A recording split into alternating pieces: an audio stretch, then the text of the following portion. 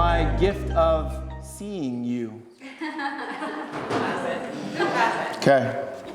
That gift I have, that indomitable gift that I have, this is the guy that unlocked it in my life through getting in touch and connecting with my body, all of my body, particularly my masculine and feminine energy. Okay. I organized you according to kind of what came up in your body. Those that were in the belly section, did anything come up for you that was interesting or unique in your body while he was talking? You just nod your head or nod your head. Don't tell me, just show me. Okay? How about those that sat in the bum area?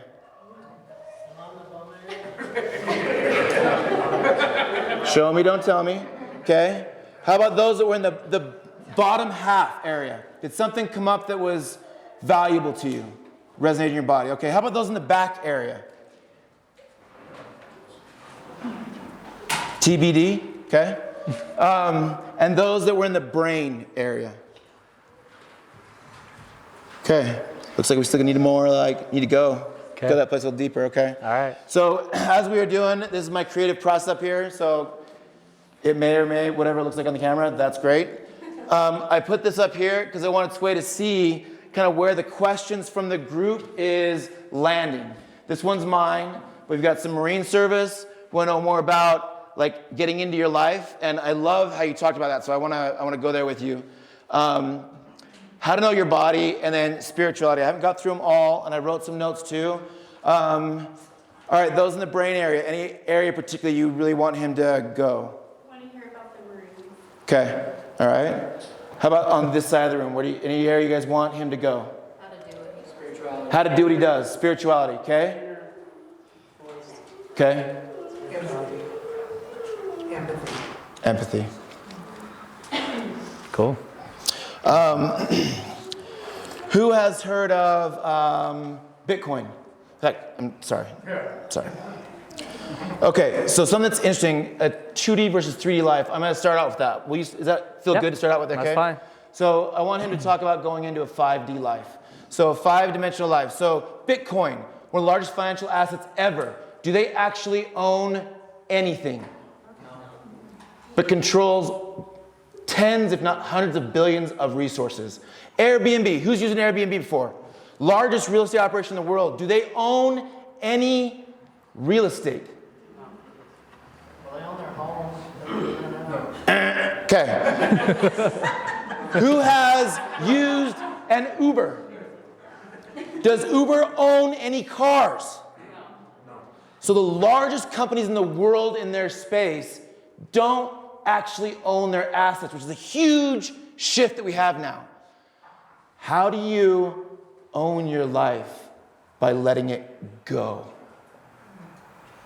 That's what I want you to talk about in the 5D life versus a 3D life, so that you can actually own everything about you by not owning everything about you. What is the 5 dimensions? No where, no place, no thing, no how, no one. That's, by telling you now where it's not, he's going to tell you where it is. So let's get going. All right. Who's listened to Joe Dispenza in the past? Okay. Good. There's a lot of good research that might come up as we talk. Are we close enough? Yeah. Come a little closer. It's way too official.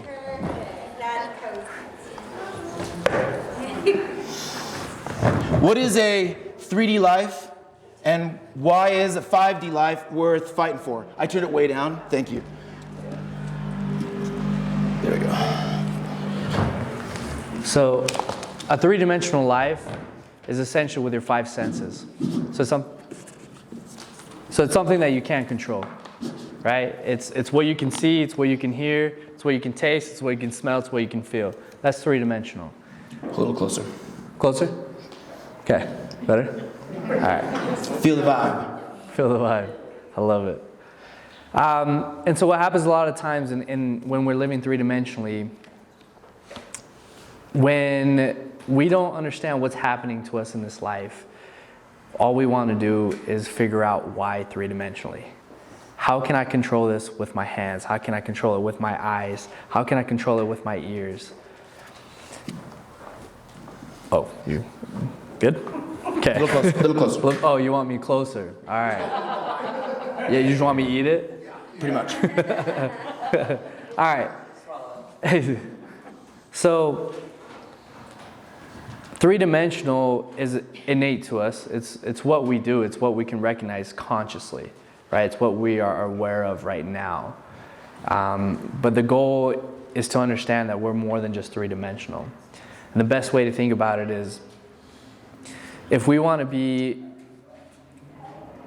Bring it, brother. if we want to be a higher self, if we want to really attain who we are in this moment now, right now, we have to be more than three-dimensional.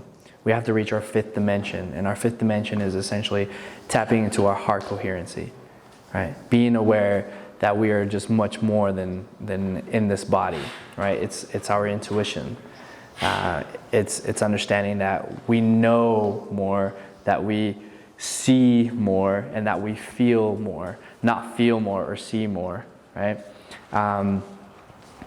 Being fifth dimensionally is where we really get to understand that how we can really control our lives, right? Going back to feeling our emotions, right? That if we tackle it on with our fifth dimensional self, so our highest self,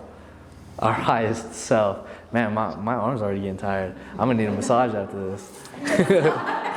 I know a guy. I'm good.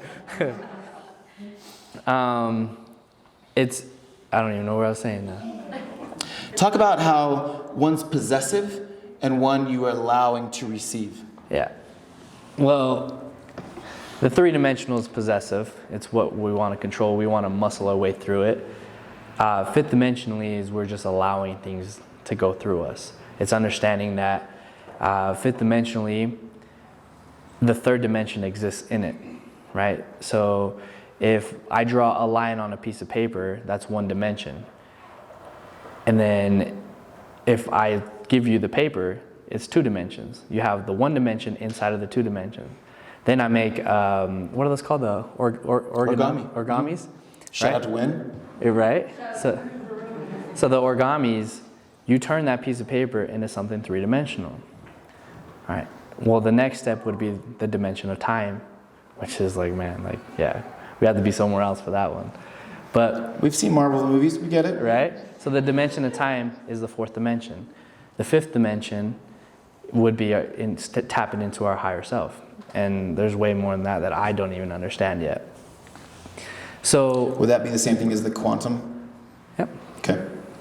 And so if you want things to just be in your life, if you want to be the observer of your own reality, you have to allow the physical portions of your life, so the three-dimensional self, to exist in the fifth dimension.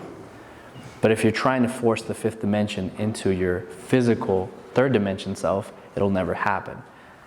Right? It's a dead end, because something that's 5D can't fit into 3D, but something that's 3D does fit into 5D, right? That paper doesn't fit in the line fits in the paper. And I think, when we start looking at our body and what it's not, we start getting small and controlling, and we want to possess. And then we might find ourselves using helpers. We love our little helpers: caffeine, sugar, food, distraction, etc. However, if I want more to come and more to be, if I want to experience that 1 + 1 = 99, we start allowing the magic to start being. Our life is one-dimensional, two-dimensional, three-dimensional, yes. But when I actually allow it to be and trust that I live in a benevolent universe and allow it to come, my life can now become five-dimensional. And by not taking possession of it, I actually own it. Mm-hmm. Just like Bitcoin or Uber or Airbnb. By letting it go, that's when I can access all of it, not just the part I want to see, taste, and touch. That was really well said. Boom. I like that. I love doing research on you and homework. We did our podcast last night. We went for almost 2 hours, and at 11 o'clock at night, didn't even blink. It was really, really, really good. It was fun. Yeah. And we'll set up a link. He's actually put out and posted some podcasts So I'll make sure you guys have access to those that are very good as well. And your struggle, it really matters to you right now. It's important to you. So tell us about why the struggle that you experienced with the loss in your life and the divine intervention, how that made meaning with given, never earned. The struggles are super important in our life because it's what can create who we are now. And whether if I knew it or not, life took me there. And a lot of the times I didn't even know what was happening. I was just going. And I wouldn't take anything back. Like, I love my mom, but I don't think I would want her back on this earth. I know that sounds really like weird to say, but she had her divine timing here, and what she had to go through her cancer treatments and her passing was so I could experience this, right? I wouldn't be who I am here today if it wouldn't have been for that.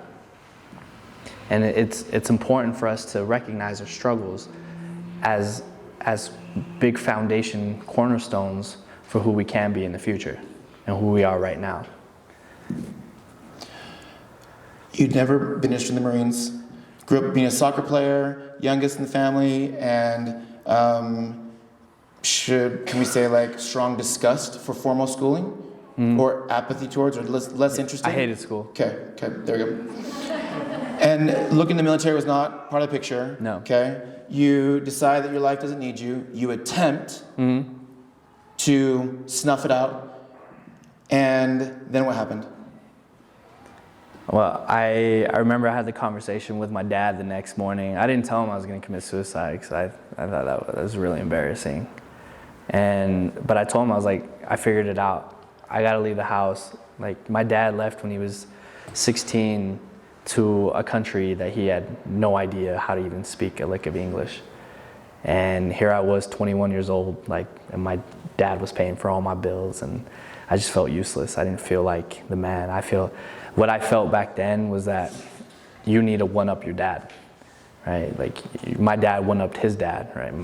And that meant that I needed to one-up my dad, because that's just how you improve. And so I told him, I was like, Dad, I'm going to join the Marine Corps. I'm going to go to war. That's my key to success.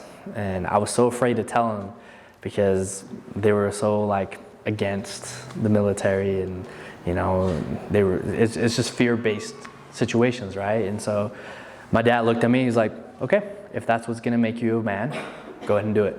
I give you my blessing. And I felt so light. And so I waited until I hit MEPS, and then from MEPS I went to boot camp, and from boot camp was a joyride, 13 weeks. Where did you do boot camp at? In San Diego, California, yeah. So what did it feel like when you were you're seeking direction? You've always been, profoundly spiritual in your life. Yeah. And you saw that slogan on the website, Earn Never Given. What did it feel like in your body that you knew that's where you needed to go? Man, I was reborn that night. Huh. I was reborn. I had just witnessed like the beginning of my blessings. That's what I needed. I needed to earn my life. Even if it wasn't the way I thought I was going to earn it, I still got to earn it. And boot camp, then what happens? From boot camp, you go to your specific schooling. So I went to the School of Infantry, so I learned how to slay bodies. Never slayed a body, but So the question was how did you go from I think it was trained killer to a healer? I don't know if that's the right word for you. I don't know if you feel like you were getting a trained killer, but you just said it. So the question was, how did you go from a trained, what did you say? Was it killer? Slayer? Slay bodies. Slay bodies. Yeah. To a healer of souls. Well, I think this is where we have to understand that it's all in opposition. What is the light without darkness, and what is darkness without light? I needed to understand what it's like to take a body, even though I didn't, but to know how, so I can really embrace and cherish, right? And there's multiple situations, right? Where I wanted to take my own life that night. The night my mom passed away, I was giving her CPR while she was, dying. So death is there, and we need to learn how to die in order to live, right? Why are we so afraid of death if death is the one thing that is most natural to us? It's the one thing that's promised. So if we learn how to die, we learn how to live. Boom. Who has arrived at a place in their life and they didn't feel like they arrived? Who's played maybe a college sport but didn't feel like they were a legitimate athlete? Can you imagine a Marine who is a Marine but feels like he's less of a Marine than other Marines? What's an alley cat versus a house cat? So alley cat is someone who does go to theater, someone that does go and do a pump. In Theater is Afghanistan. War. It's the war theater. So someone who went to Afghanistan, someone who went to Iraq. I didn't get to do that. I was a house cat. I got pampered. I got paid lots of money to travel around the world and stay in 5-star, 7-star hotels in Abu Dhabi, Dubai, and Japan. Like, I traveled all around with the president. So 2 presidents? just one. Just one. Yeah. So it was really fun. It was cool. I loved it in the moment. But it's always that like dark time where you have that time by yourself, where your mind just starts racing, and then you wonder, well, that was cool, but, right? I loved what I did, but I'm still not good enough, right? Who knows that feeling? Man, I did what I said to do, but, raise your hand. Who knows that? So, protecting presidents, executive branch Marine, traveling the world, yet not a real Marine. Yeah. His smile is so infectious, isn't it? It is the best, right? Thank you. Appreciate you. Oh, you give that gift. You just give that gift. Thank you. So how did you go from, I don't know what the term is, but Class A loser Yeah. for Marines, Yeah. I'm a Marine loser, to now when you're smiling like that, you know you matter, and Yeah. what you're doing matters, and you got value, and today, in this message, it matters. Can you give me some insight into moving? Yeah, so it's all done by questioning. One of my favorite sayings is, if you want to heal, you have to ask questions. If you want to heal right now, you have to ask the right question. So how do you get to the right question?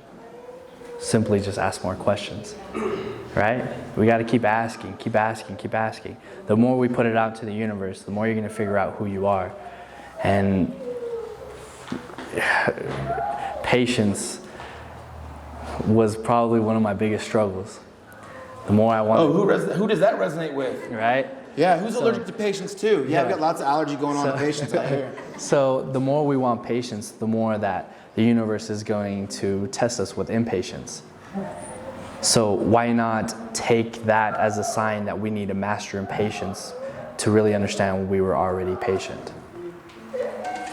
So once I was able to understand that, that's where I saw my calling as what I'm supposed to do on this earth. And the secret formula to that is consistency and Patience. So what else did you do in the Marines? We do have the real shit. Let's hear the real shit. So once I was done in DC, I did a 7-month non-combat deployment to Okinawa, Japan. And because I was leaving the Marine Corps, oh, you smile, Bubby. Bring it. because I was leaving the Marines, my unit didn't really need me anymore. And so there's a jungle warfare training center in Okinawa, Japan, that they sent me there, and so I became an instructor. So I taught Marines and sailors pretty much how to play Tarzan out in the jungle. So learned how to do like combat tracking. So like, let's say if we went out there, I could probably, well, not anymore, but back then I could probably find you in 5 minutes, and I'd give you a 20-minute head start. Because humans do one really good thing, and it's destruction, right? We just innately destroy things, and we love to destroy nature. It's just who we are, it's how we're built. And so all you have to do is find those cues, right? Kind of like when you're looking at your body, we're destroying it by postures, right? So all we have to do is just find those cues. And so it was a lot of fun. It was definitely bittersweet. I have lots of pictures where I don't look happy in it because who wants to live in the jungle for 7 months, not really see people? So I remember when we would get students and they were complaining that they had to be there for 2 weeks, I would make their life hell because I was there for 7 months. So I became a little sadistic. I don't know if you caught it earlier, but when he was talking, he said, I finish at the top of my class or my training or my program always.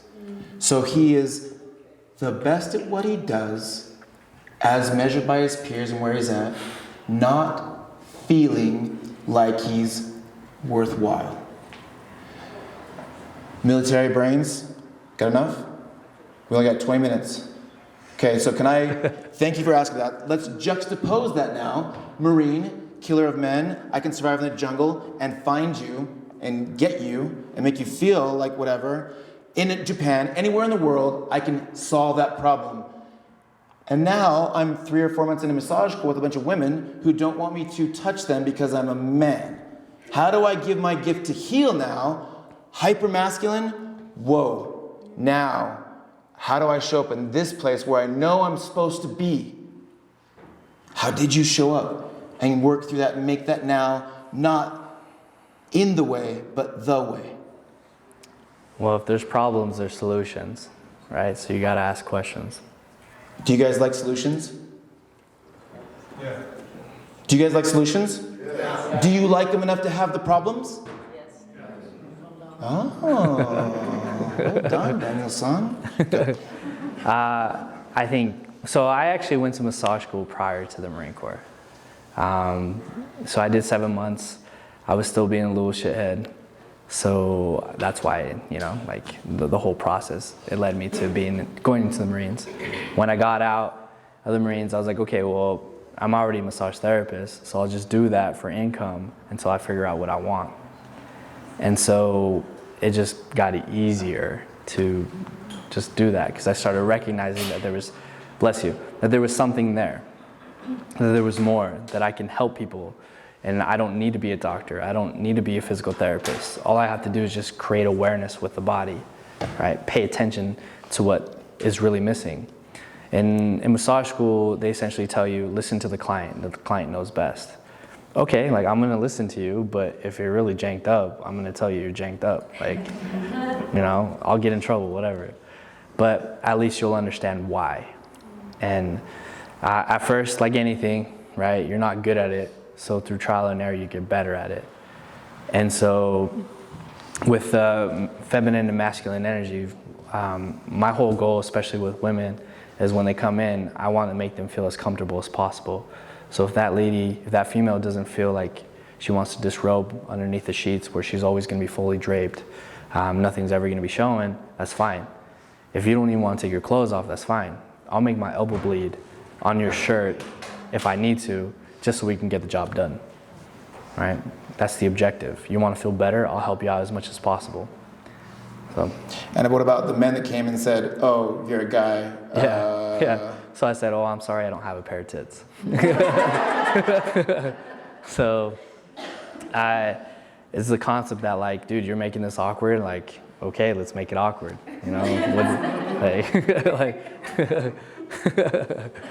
Where the pain is, the bully ain't, right? Where the problem ain't, right? Yeah, where the pain is, isn't. And so the concept is just to really understand that we are both masculine energy and feminine energy. I got you. So to understand the feminine energy is to be compassionate, to be nurturing, right? Think about like, what does a mom look like? A mom's intention is to nurture you, to love you, to give you space, unconditional love, to surrender, right? And who here doesn't like the word surrender? Right? So surrender doesn't mean giving up. Surrender doesn't mean that you have to give in to an authority. Surrendering means letting go of what no longer serves your purpose. Right? And that's a big key to the feminine energy. The masculine energy is all about being the provider, the protector. And we all get to do that, right? You don't have to just be a man to be that, right? Think of them as like pendulum swings, right? If you're stuck too much in the masculine energy, you're going to become too aggressive. You're going to turn off. You're going to be too much of a square, right? Who here likes squares, right? So the feminine energy is about being elusive, graceful, sensual, right? We all like to feel that way too. So it's okay to understand that you can be both. Obviously, if you're in a man's body or a woman's body, like, well, then you got a dick or you got a, vagina, whatever. But it's just anatomy, right? It's just anatomy. So it's understanding that you are who you want to be and then become centered with it, right? If it's time to be masculine and be violent, but have controlled violence. Don't just Hulk smash. If it's time to nurture and love and be empathetic, but don't let anyone step over you, right? It's understanding that as soon as that empathy is done, that sense of nurturing, then you come back center, right? It's good to have both energies. It's good to live in the abundance of both. Don't get stuck on one side because then you're going to lack the other. And if you lack the other, you're off balance. Who feels like they want a little insight onto understanding the duality of man, of life? Are we good? Because there's nobody that understands it better than this guy. Duality. Do you guys even know what I'm talking about? Duality. Light, dark, up, down. How can you know what it feels like to feel good if you don't know intimately what it feels like to feel crappy? You guys want an experience? Yeah. Can someone turn off that light over there? And then just stay there? Hopefully all the lights turn off. Nope. Is that it? Oh, that one too? Okay. All right, so it may not work. Okay. All right, pay attention to what just happened. All right? How many of you kind of went through an oh shit moment? Like, oh shit, it just got dark. All right? Pay attention to that. This is the darkness. The answer's in your body, by the way. Right? Your eyes are learning to adjust. At first, that parasympathetic system, which is your fight or flight response, just triggered and said, uh-oh, we have to adjust. This is the darkness. Bless you. All right. Then, if this is you being in the darkness, the longer you stay in this darkness, look how, because you're listening to me and you're paying attention, you're allowing that resistance of darkness to come through, how much light are you starting to see now? Is it as dark as it was at the beginning? That's because you're allowing yourself to sit in your darkness. Who said that the darkness has to be bad? It's just darkness. Will you say it again? I don't even know how I said it. Who said that the darkness has to be bad? It's just darkness. So then, here we are in the depths of our darkness, wishing to be more. So are we okay to turn the lights on? Are we? So let's go and turn the lights on. All right? As we turn the light, it just gets bright. What are your eyes doing? They're adjusting. For some people, it's too bright now. But wait a minute, isn't this what you were asking for? Weren't you asking to be in the light? So why are you afraid of stepping into the light now if this is what you wanted? This is the duality. I felt that. Dark felt very, yes, like opening. Now as lights come on, I felt the energy kind of contract a little bit. Yeah. Because the one thing we're afraid of is change. But why if we're always changing? Everyone take a breath. Deep breath. All right? And everyone breathe it out. Okay? All right, one more, just for good luck. Was that second breath the same as the first breath? No. Why? Because we're changing. If we're so afraid of change, then why do we always change? It's innate with us. So if it's already a part of who we are, let's just accept change. If you don't like the word change, let's use the word shift. Change it. Adjust. Right? Rewire, whatever it is that's going to be easier for you. Because shift, adjust, add, any of those words that sound better than change is still change. So just change. Do you guys remember what he said about words? Why do they call it spelling? Because words cast a spell. They're magic. And your body knows what you're saying to it always. I want to talk to some of you athletes out there. Something that he provided real insight to me was looking at muscling it. When I say muscle it, feels what I mean? Muscle it. Muscle it. All right? What's the difference between that and generating force? Forcing it versus generating force. I know these two lift weights, so put yourself in whatever lift you think of, bench, curl, whatever, and think about what that might be, forcing it versus generating force. So just sit with that for a minute. What is the difference there in your life? Because this is the resistance, insight that you had, right, into abundance. Yeah. So when we're muscling our way through something, we're forcing something that it isn't. But when we generate... Did you hear that? Would you repeat that? These are sway-isms. Yeah. They're so simple, but they are profound. You want to know how to change your life? Keep it simple. Listen to what he's saying. Man, I don't even know how I said it now. I'm just talking out of my asshole right now. That's it. Oh yeah, I'm gonna trademark that. Sway-isms. I'll send you the video and you can listen to it over and over. Okay. Are you saying Perfect. kind of arguing with reality? Yeah, it's just, it's not natural. Just forcing it because it's not what it is. Yeah. Yeah, it's not natural to who you are, right? So, let's say, for example, if you're forcing to put on a pair of pants, if it doesn't fit you, it doesn't fit you. Why are you forcing it? Rather, you're generating force at the gym so you can fit in those pants. Now that's different, right? Creating a shift where you can create and generate force so you don't have to force your way through it. Muscling is resisting what it isn't. Do you get the double negative? Muscling it is resisting what it isn't.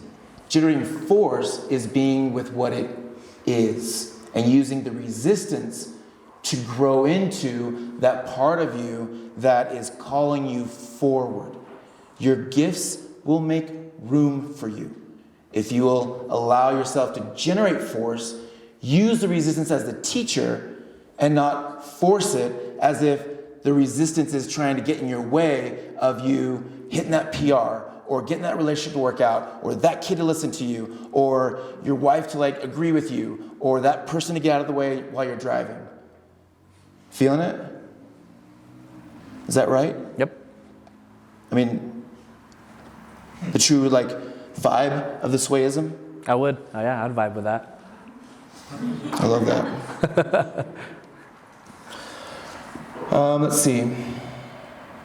How did so I think most of us have been to massage therapists and people who can do it. When I saw Jen and her mom, our mom, Mima. She just said, he's got the gift. So there's something different between they can do this work versus they've got the gift. How did you learn, embrace, discover, become, allow your gift to be, and you with it, and then how did you allow it to make room for you? I don't know exactly how it happened. All I know is that I just see myself as a vessel. I'm just a vessel of God, of the universe, however you want to see it. The work isn't my work, it's the universe's work, it's your work. Right? I'm just a spit image of who you are. It's understanding that if we want to heal, we have to let go of everything we think is, right?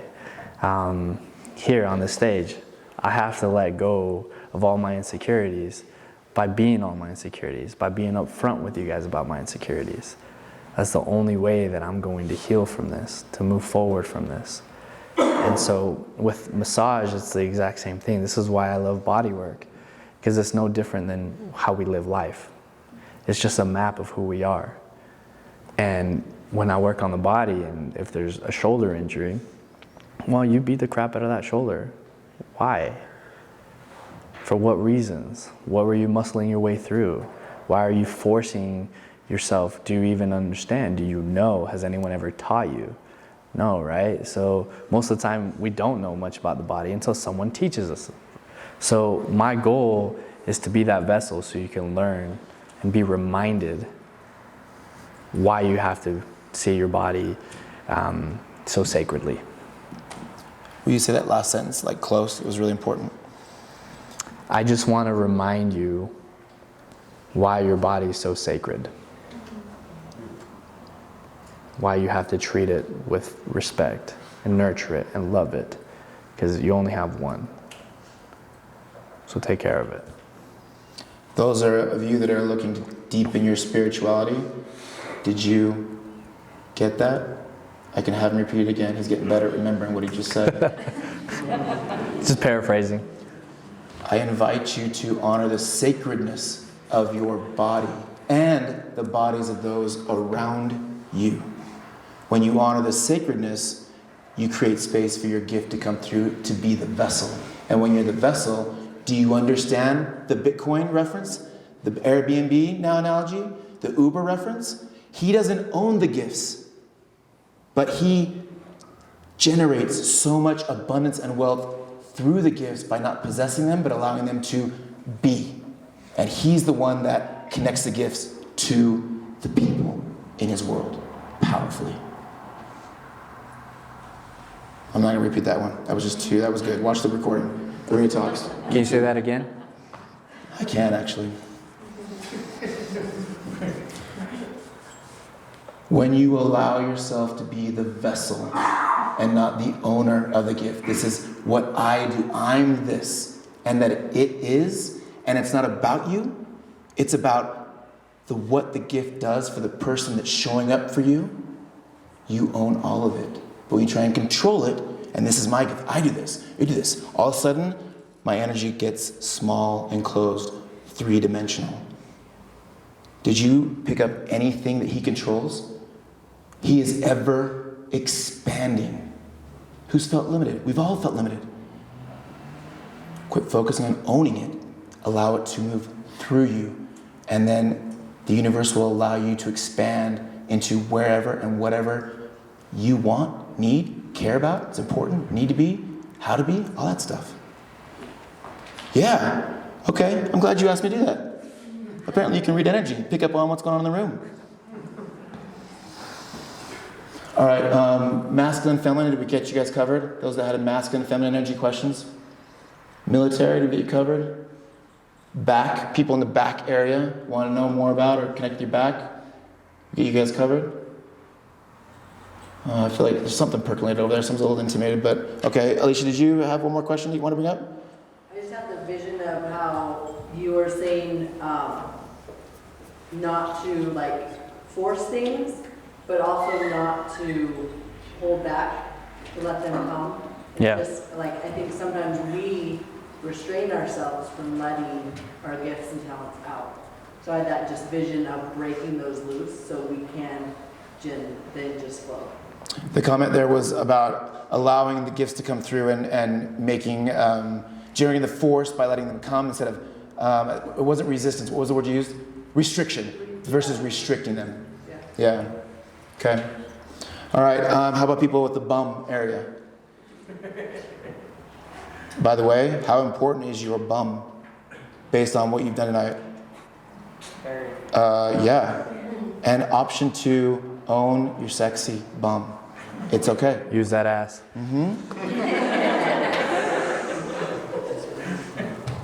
Yeah, it's okay. All right, how about those in the belly area? I feel like there's still a little something we haven't quite got. I see you, belly area. Tell me about, so chakras are energy centers, and as you work with people, what are the energy centers that you find? You talked about the solar plexus already. That's probably the one that you see the most fear. Yeah. Definitely an energy center. Yeah. So when you talk about energy centers in the body, what are some of the ones that you unlock or go to heal or are often the bully of Yeah. the experience? So it's different for every person, but the three most common ones are our earthly ones. So our first three chakras, the first three energy centers, which is our root chakra, our sacral chakra, and our solar plexus. This is our fight or flight response. This is where we're trying to be in survival all the time. And so if it's off, you're in survival. If it's on, you're grounded. And it's learning how to so the first one, so your root chakra is I am, right? And where he's pointing, they correspond to your body. So your root right there, the base of your sacrum, and they work their way up your spine, up until they're right above your head. Yeah. So your root chakra is the I am statements. It's your said belief. It's your core foundation, right? If you don't know who you are, your root chakra is most likely off, right? And which muscles are around there? Both the hip flexors, right? And the glutes. So that goes to say something else that we pay attention to, right? And one of your most powerful creative forces that you actually can operate and control and influence. The sacral chakra is right where like the coccyx is, right? And the like tailbone area a little bit higher. That's not a cow or a bison. It's actually your hip bones. Yeah. And that is where your creativity center lies. So a lot of the times when someone has low back pain or they're not feeling creative, your sacral chakra is going to be off. And when you feel like you can't think of ideas, or even like that's also where your sexual energy is. So if you're having problems with your sexual life, sexual frustrations, whatever, anything sexual, it's also going to be in your sacral area. And then the solar plexus is that I generate. Think about the breath. If you're not generating breath, you're going to be off. So if you're able to breathe from the diaphragm, from the solar plexus, you're going to be pretty much grounded with that. I got a question on that. Send it. You just said that there's when all of them are in sync, you're grounded. So what are some key ways when your areas are off that you found to be able to kind of realign yourself and ground yourself? Yeah, so Real quick, so those that are on the video, we got about 4 minutes. What he asked was, when you are off, how do you? Do you recognize that you're grounded and connected? Is that what you're? how do you know you're off? How do you know you're off? And how do you create the awareness? How do you know you're off? You know you're off. Yeah. Right? Yeah. How are some ways that you can realign yourself and recenter yourself Yeah. around those? So how do you recenter yourself when you figured out that you're off? Yeah. Okay. So it's one, again, by creating awareness, right? Taking a second, taking that breath to be like, okay, this is where I'm at right now. Where do I start? Right? In times of chaos, create chaotic order, right? Just pick somewhere. Because when you're being indecisive, indecision kills. When there is chaos, create creative order.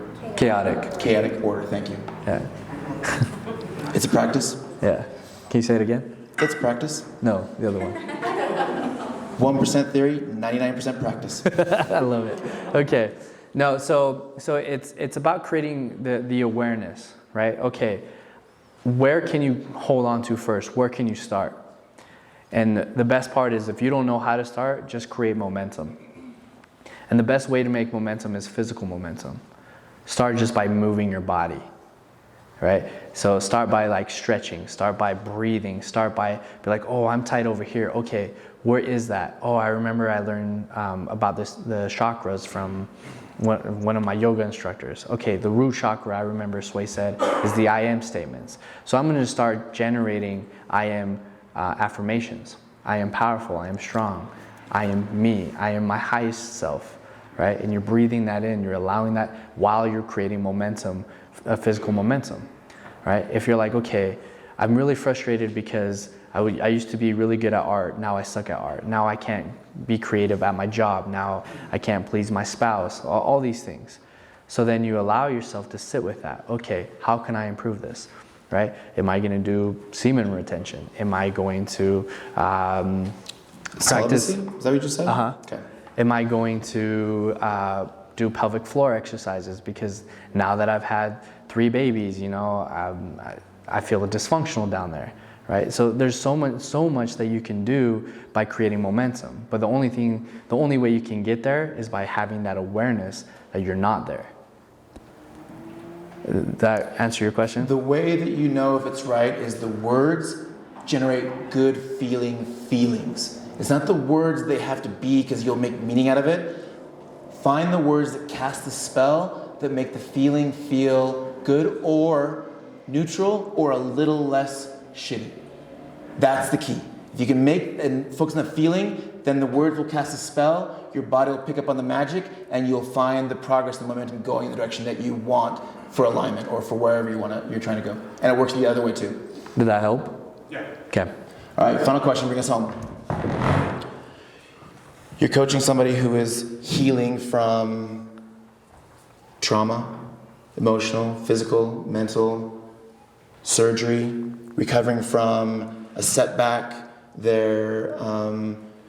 How would you coach somebody in a healing journey how would you coach somebody through a healing journey? Or help them understand how their body can coach them through it? First thing is you have to create space for them. Because I'm not here to fix you. I'm only here to facilitate you. If you have questions, I'll help you ask questions. But you got to answer it yourself. I'll be patient. I'll wait. Right? If you're beating around the bush, I'll wait. Right? Because it's up to you. If you really want to know, then we keep asking. I'll hold the space for you. I can't do the work for you, because then I'm robbing you from the opportunity of growth. That's how we guide. That's how we coach. Boom. Thank you. Thank you. So hold on that last one. We make space for you, Sway, so make space for him. Give him some big energy.